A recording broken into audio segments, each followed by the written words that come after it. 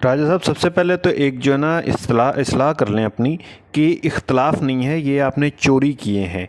आपको वोट मिला था इमरान खान के नाम पर, ठीक है, और आपने इसको जो है पीडीएम की झोली में डाल दिया। तो ये इख्तलाफ नहीं है, ये चोरी है, ये लोटागिरी है।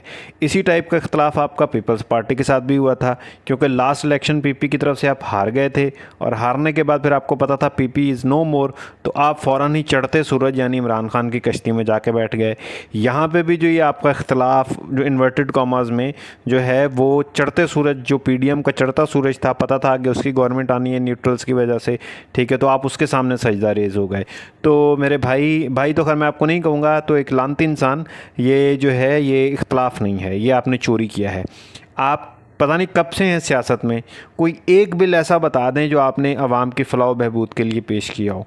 कोई एक बिल आप बता दें कि जी हाँ, ये एक बिल था, ये मैंने प्योरली आवाम की फ़लाह बहबूद के लिए जो है ना वो पेश किया था, और उससे आवाम को बहुत फ़ायदा हुआ। आप हमेशा अपने फ़ायदे के लिए चढ़ते हुए सूरज के सामने झुके हैं, और फिर उसको जमहूरियत का हुसन, तो फ़लाना, तो ये कह के आप उन हरामखोरों में आएंगे पाकिस्तानियों की। आप वही हरामखोर हैं जो अपनी माँ पैसे के लिए बेच देते हैं, और आपने अपनी माँ बेची है पैसे के लिए।